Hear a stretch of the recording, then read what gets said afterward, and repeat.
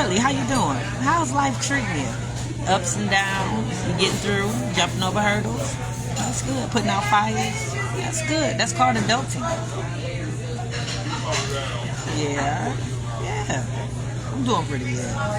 In spite of everything that's going on, I seem to be handling everything pretty good. You know, nothing has been able to stop me from moving. Right? Slowed me down a little bit. Had to take a couple detours, but nothing really just got me to where I can't get up, I can't move. So I thank God for that. Right? So you get a minute, go to my YouTube channel, Coffee and Conversation with Shakenya. That's very important.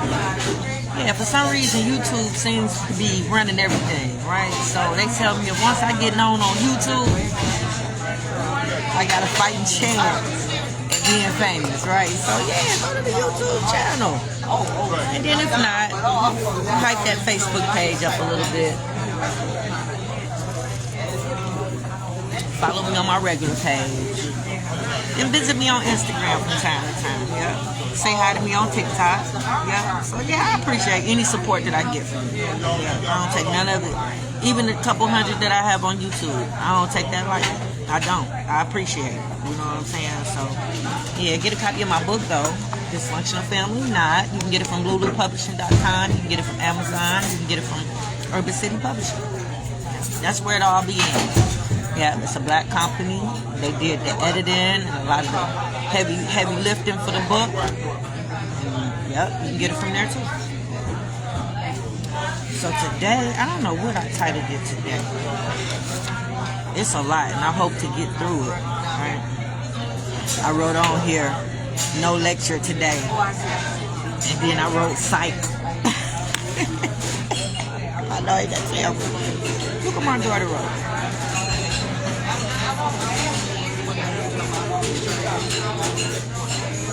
I know, ain't that sweet? Yeah. I'll let you see. Calm down.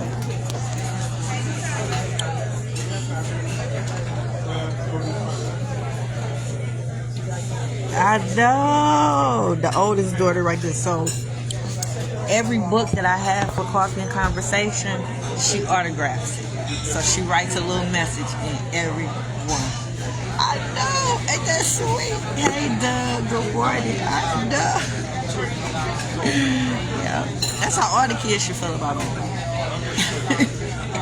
Yeah, because I treated all of them the same. I didn't pay no favoritism, and I loved on them, so they was loving on me, right? So before the baby left, yeah, I wouldn't have never known there was any problems, any issues, any disrespect, any not no love. Like I would never have known.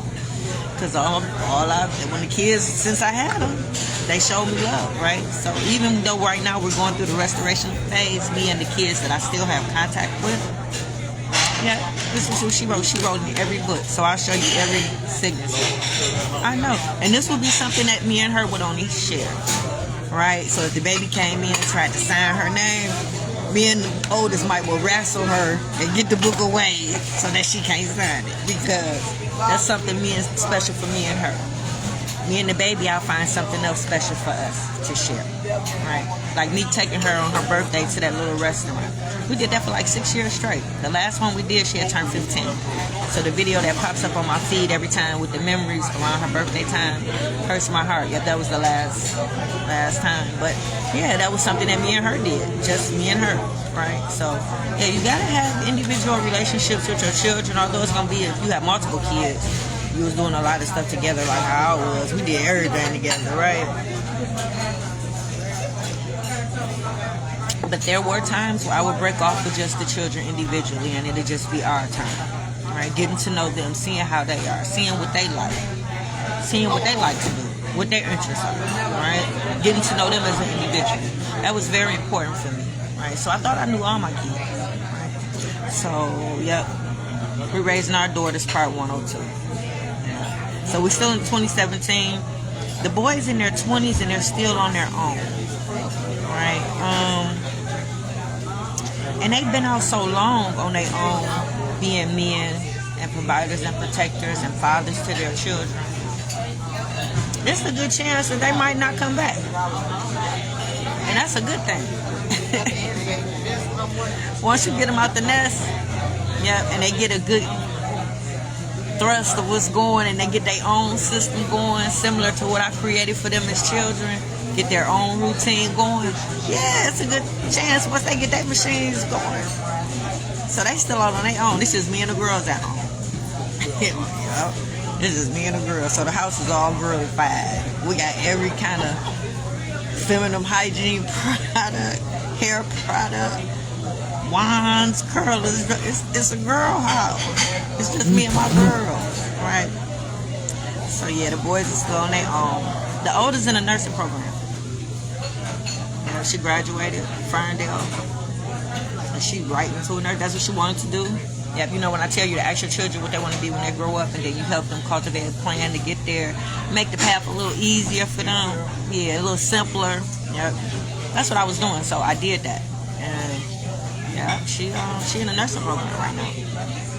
And then the baby is at Cass Tech.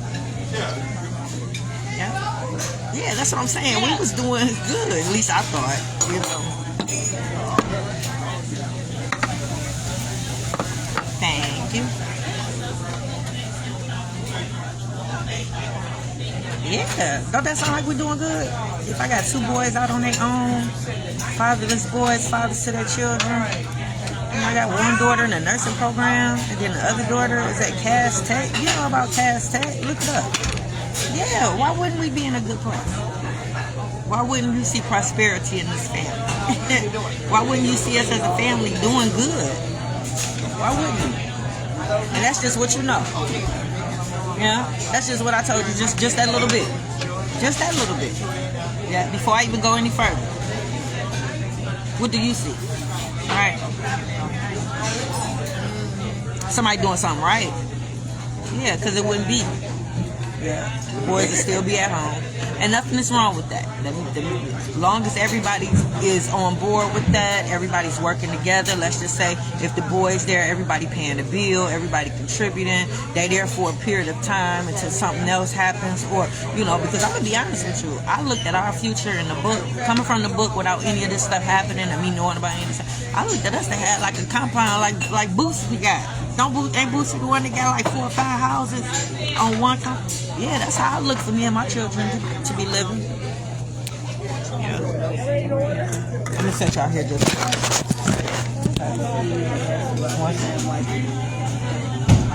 yes, I eat sugar on my grits.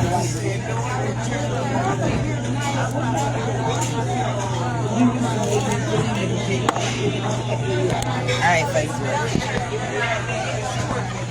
I had to put the sugar on the grits. Yeah, so we yeah, so at this point parenting is getting a little easier for me in 2017. Yeah, getting a little easier. I'm not really stressing a lot. Yeah, not really stressing a lot. Everybody moving forward, and we moving together as a family. So we holding each other's hand. Ain't nobody falling behind. Nobody's left behind. Everybody's progressing. So pretty much we getting up out the hood, and by now the cleaning company is started. So we got contracts now. So the cleaning company is the vehicle to get us out. Right? The cleaning company, whatever money is made off this cleaning company and the contracts that the kids have and that I have, that's the money that will be used and invested in their own business. Just know that. Okay? So that's part of Plan A. So if you read the book, you will see it.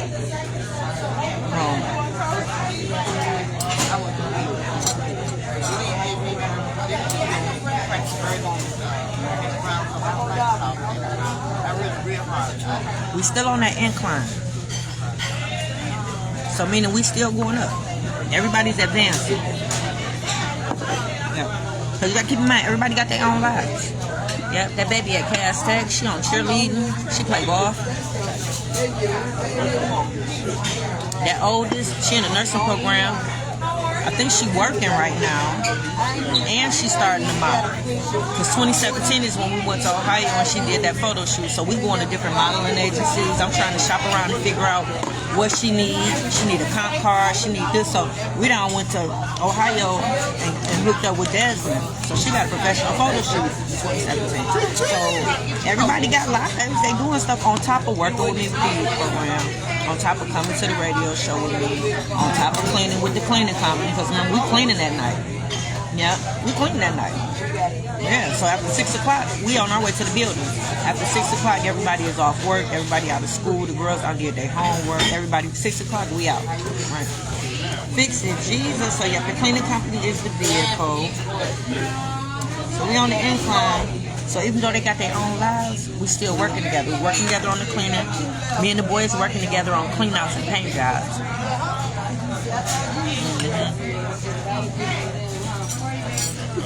The girls working with me with the youth program.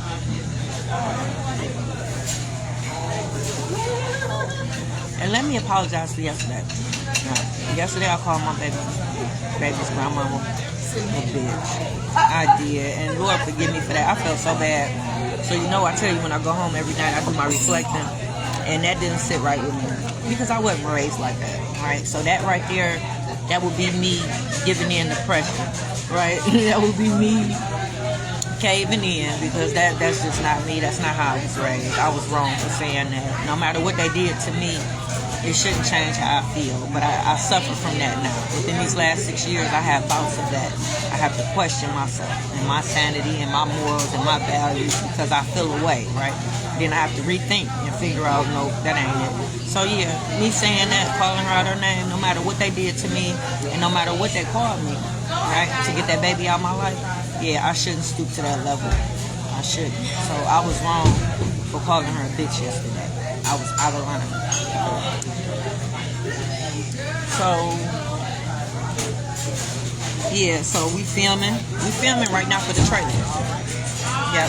The last thing we did that you see us walking through where the airplane's at, we were on Connors at the Tuskegee Airmen Museum. I know people. Right? So yeah, we was there, and that's when we filmed the last. Hi, baby. Good morning.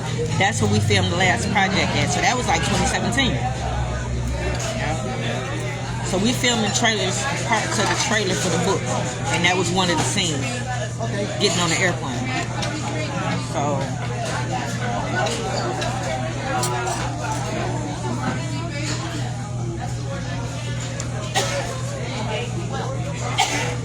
So I'm not stressing so much.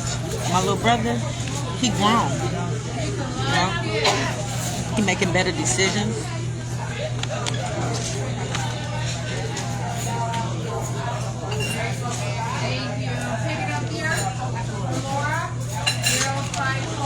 Shit, where we at? So he was a father to his boy. He was a father to his children. He not wilding out. Thank God, right? Because at the rate that he was going, acting out, getting kicked out of school and stuff, I was so worried for him. I didn't think he was going to make it to 21. Yeah, I thought he was going to be a statistic. I thought he was going to be a typical out here. Yeah, I was so happy when he turned it around. Right? Yes.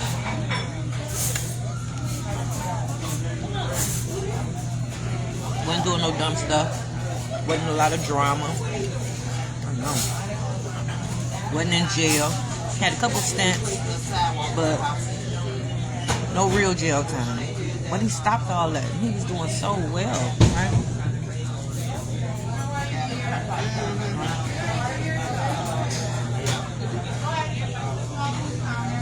At this point, we got a good 7 years straight. He had reverted back to no bad behavior. Oh my goodness.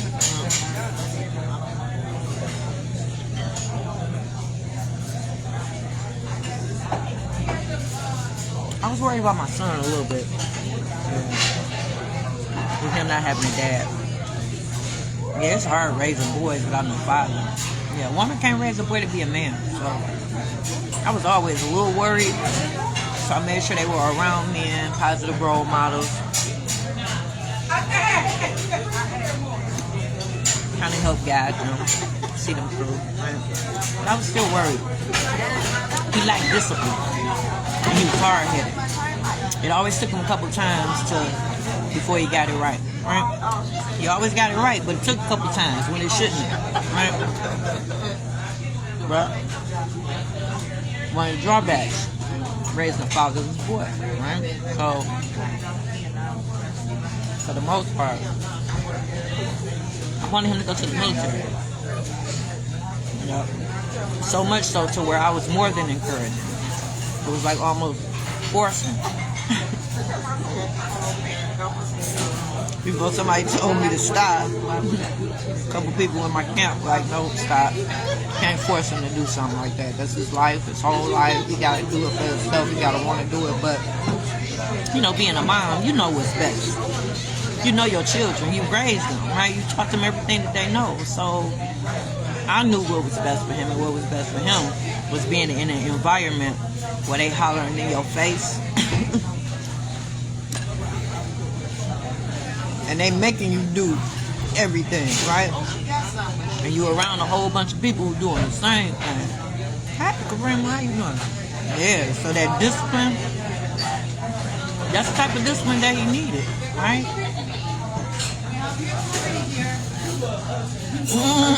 Yep, me too.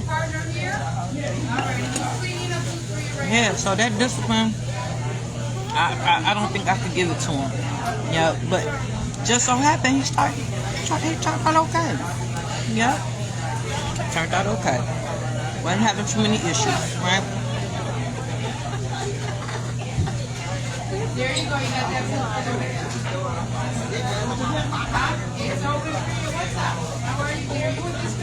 So my children weren't perfect. So I know when I come on here, I make it seem like we just had this perfect lifestyle, and no, it wasn't that. But we had minimal problems. We didn't have a lot of issues. It wasn't a lot of drama. It wasn't, and we never dealt with nothing alone. You know what I'm saying? It's oh my God, when you got a good support system, yeah, no matter what you're dealing with, no matter what you're going through, it makes everything so much easier and better to deal with and cope with, right? So we was able to lean on each other, right? So what nothing we couldn't deal with, what nothing we couldn't overcome together, right? So it was perfect in my eyes.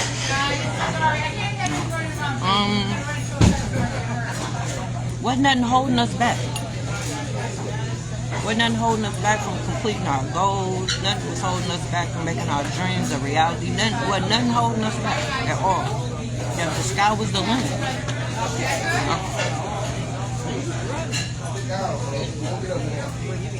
Everybody seen the big picture.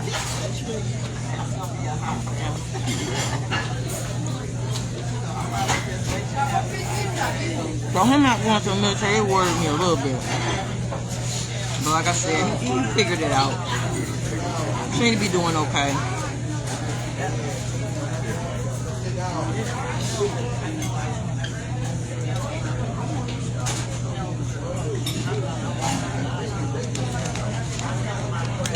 I'm jumping around today.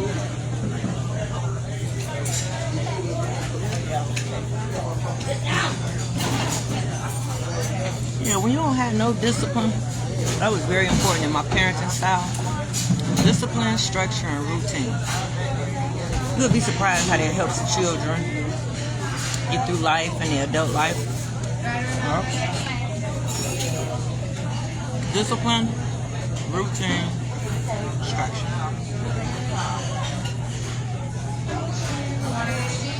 I feel like when you have no discipline, you're vulnerable and acceptable to everything. You have no restraint. You can't say no, right? Yeah. Somehow when you have discipline, you know better. You're not gonna do it because you know what'll happen. You know what I'm saying? But yes, I was just a little worried.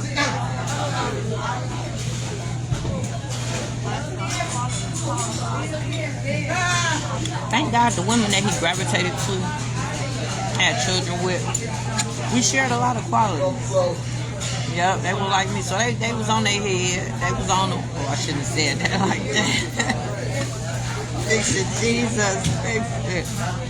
They stayed on them as far as how I probably would. Yeah. Fix it, Jesus. Fix it. My son started the catering by this time. Yeah. Doing little jobs here and there. His food is so good. Oh my God. With a G.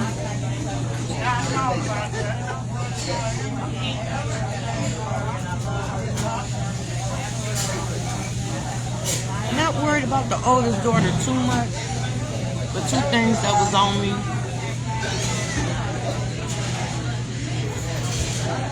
Didn't want her to have no baby at 17. And I didn't want her on the pole. So I built high walls to try to keep her from both of those, right? So by this time, we done got past the pregnancy. We ain't having no kids, right? She old, she 18, she ain't thinking about having no babies. Thank God. Right.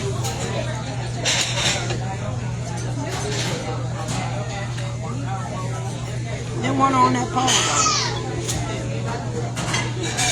Statistics say 80% of the girls that end up on the pole usually come from a single-parent household. This is what statistics say. No father in their life. That's what statistics say. Low self-esteem. That's what the statistics say. Don't know their self-worth. That's what the statistics say.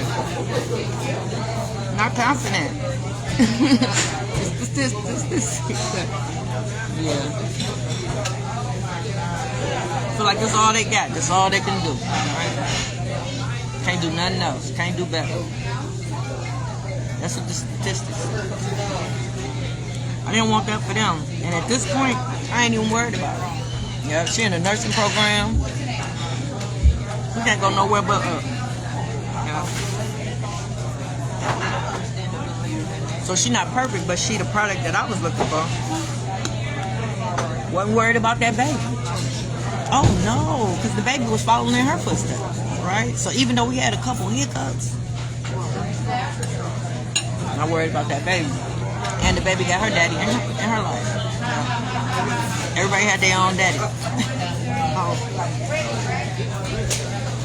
The oldest father wasn't there as much as the baby's father, but he was there. Like the baby daddy probably was attending a couple games and this and that. The oldest didn't, but he probably came to see her after. The grandparents was in her life. So the baby, I wasn't worried about her either. Because she had dad. Everybody was showing up. Everybody was showing up. Everybody was playing their part. Everybody was playing their role. Everybody I thought was doing what they were supposed to do, including me. Yeah. Everybody was doing what they were supposed to do. So I wasn't worried too much. So in 2017, parenting is getting a little bit easier for me.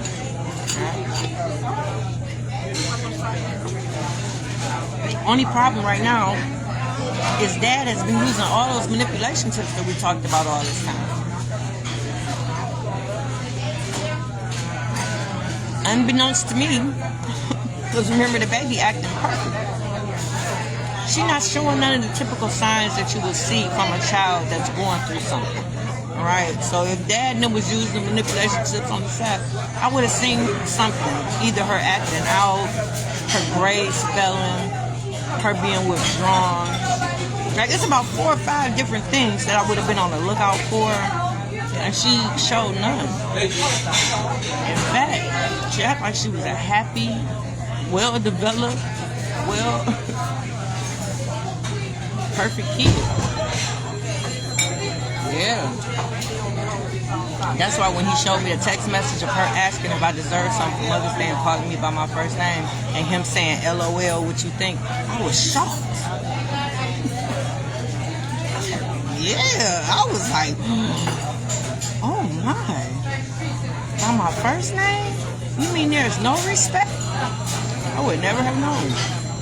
If he wouldn't have shown me that, I would never have known. Yeah. So that woke me up.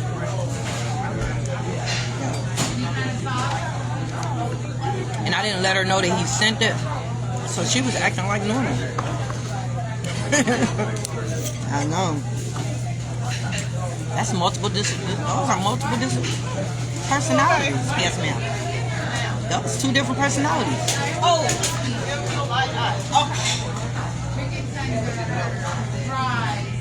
So for some reason, she had to act a certain way around me, and she had to act a certain way around Dad.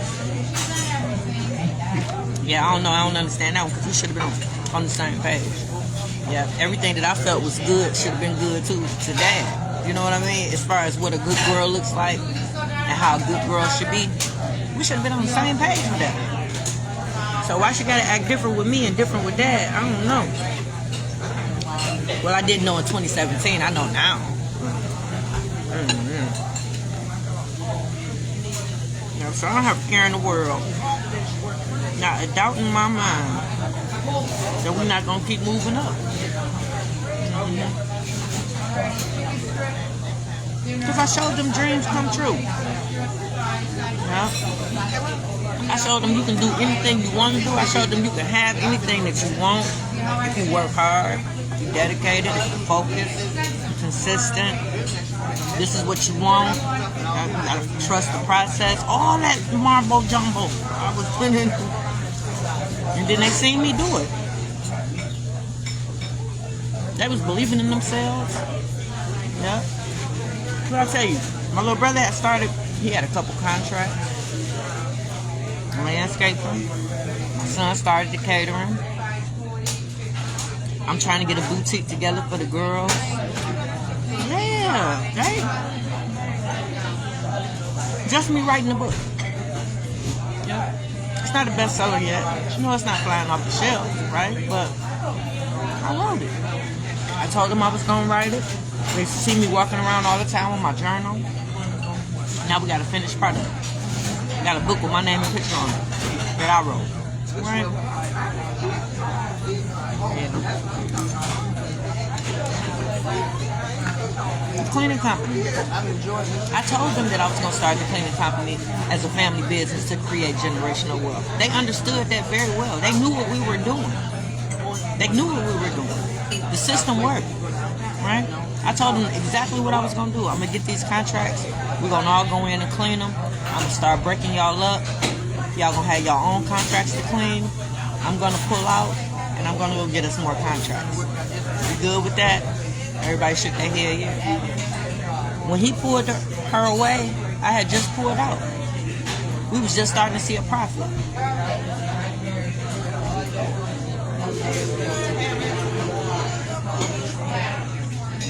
When I started that cleaning company, the boys were 10, 12, and 14. They used to go with me to little buildings and pull trash, sweep the floor, mop the floor. So for them to see that, and to where now we turning keys and turning off alarm codes to schools and buildings and whatnot, they saw the growth and the progression, right? Even the youth program. They seen opening day, nobody signing up. To where they see me signing up kids, they see me making connections with different organizations, they see me going down to the jail tour, they see me on the news, right? So yeah, my little brother only got a couple contracts right now, but that's how it starts, right?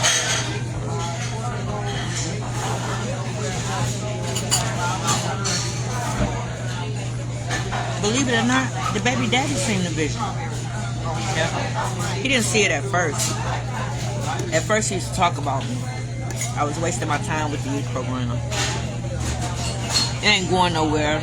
Yeah. Oh yeah, he was real horrible as a husband. Right? But then when I did that first fundraiser, that basketball tournament at St. Cecilia, we had such a big turnout. Couldn't do nothing but recognize me at that point, right? So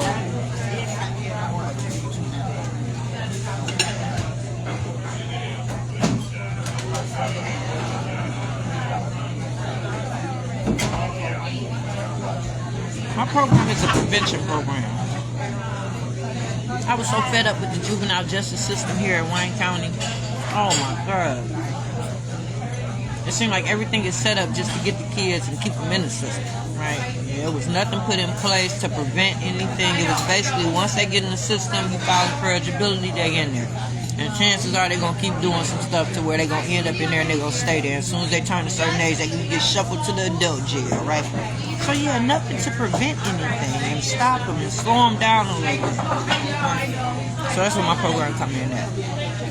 Doing the jail tours, taking them there, letting them see what it looks like for real. After that tour, you either gonna turn your life around or you gonna keep going down that path. It's either or. Either or you gonna see it and be like, you know what? Let me turn it around. Let me change my ways. I don't want to be here. Or you gonna be like, you know what? I can still go. I want to see for myself. All right. But at least I can say I tried. Right? I tried to help. I did my part. Right? So the ones that I'm able to get over and come to the other side, I'm happy for that. Right? Fix it, Jesus.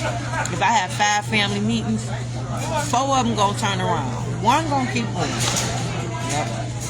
I'm telling you, those are my statistics for the success rate of my program. If I service 5 kids, 4 of them gonna come back and do good. 1 of them I'm gonna see them going down the line, probably in court.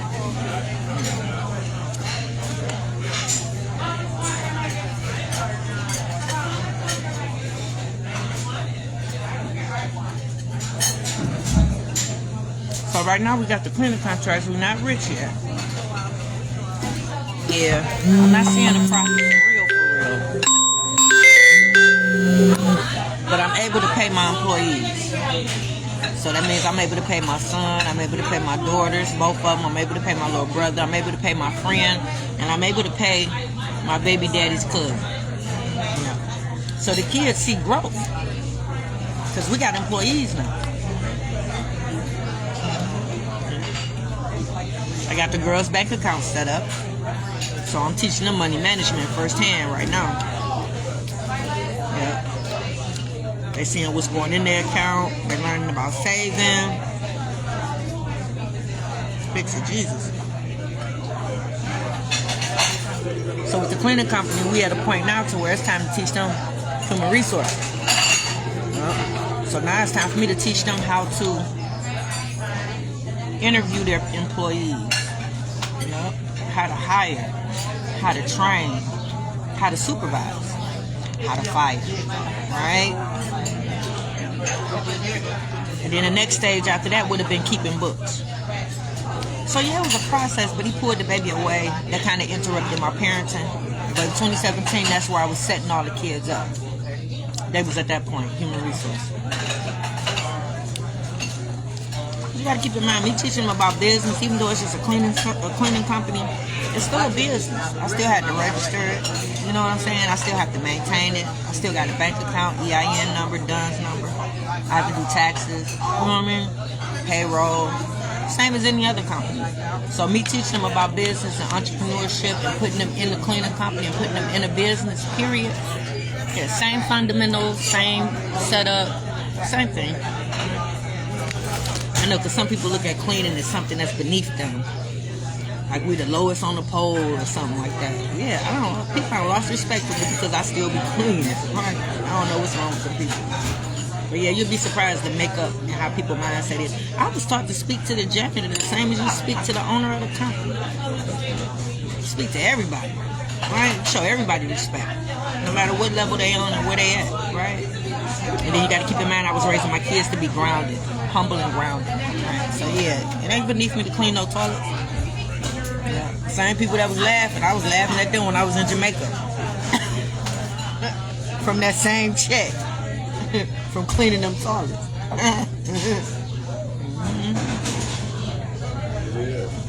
Fix it, Jesus, fix it. So yep, how to fire.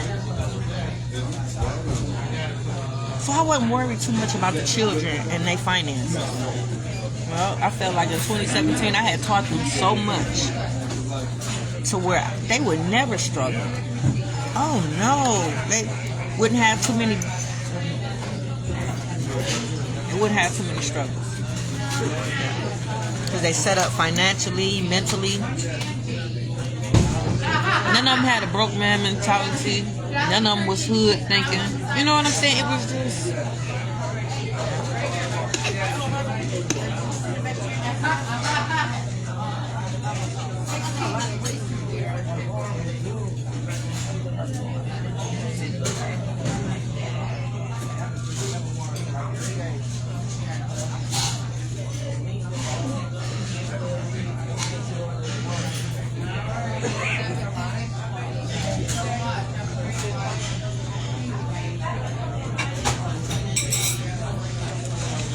one thing Dad did when he pulled her off, he deprived her from learning. Yeah, she was supposed to learn from me. She was supposed to learn from everybody in my village. If she's supposed to take something from somebody. But one thing I know that bothered him, me teaching her about tools. And this is when you can't let your personal get involved with your parenting. Yeah, your personal feelings. You can't let them get involved with your parents. When we was married, he really wasn't inclined to do like a lot of manly stuff, fixing stuff. Nobody taught him how to do none of that stuff. Right? So that puts me in a tricky position as a woman, right? I've been told that men be intimidated by me because I know how to do so many manly things. I've been told that, right? I've been told that I gotta let a man be a man. I've been told that I can't be too quick to start picking up tools and fixing stuff. I was told to let that man know something is broke and you give that man an opportunity to fix it. That's what I was told by an older woman. A couple older women. And so that's exactly what I do and how I do when I'm in a relationship, right? Because I know what I do, right? And so with him, I would let him know if something was broke, but either can't do it or he'll take forever. And so every time I would fix it, it's an argument.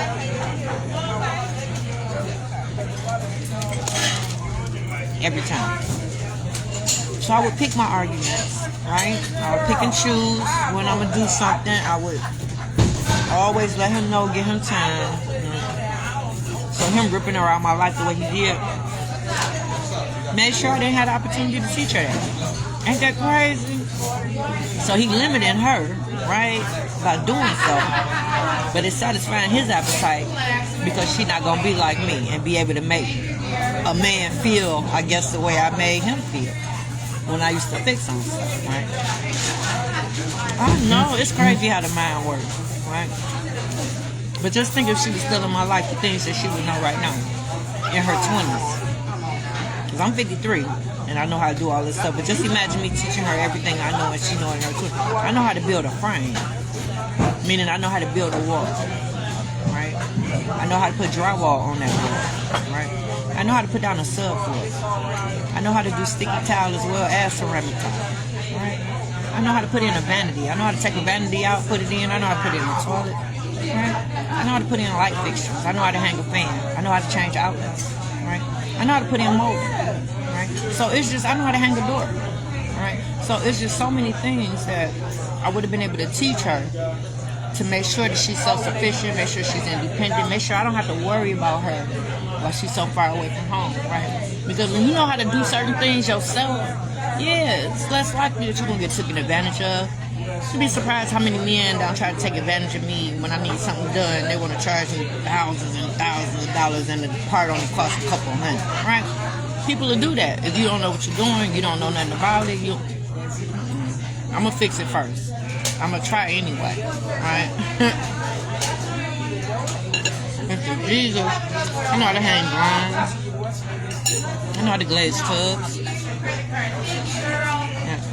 So yeah, he hated that in the marriage. So that was one thing he deprived her of, learning all that stuff from me, right?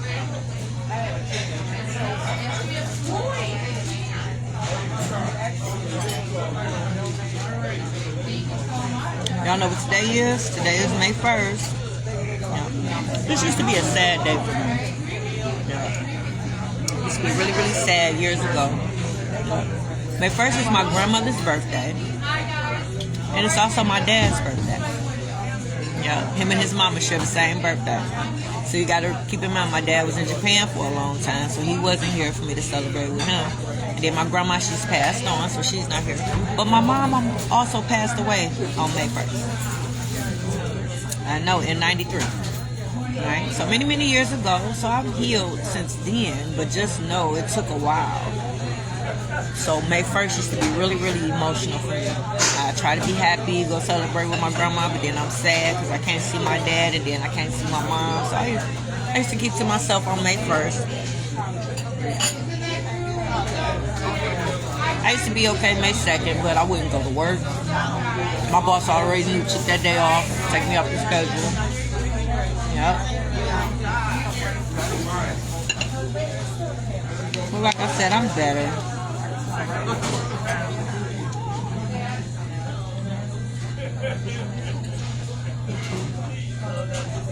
So in 2017, still no addictions, still no mental disorders, still no police contact. Only thing that can slow us down or stop us right now is a loss. Something traumatic. Like that baby being taken out of our life. So y'all, I'll see y'all on the flip side. Meal. I'll be at the town center today.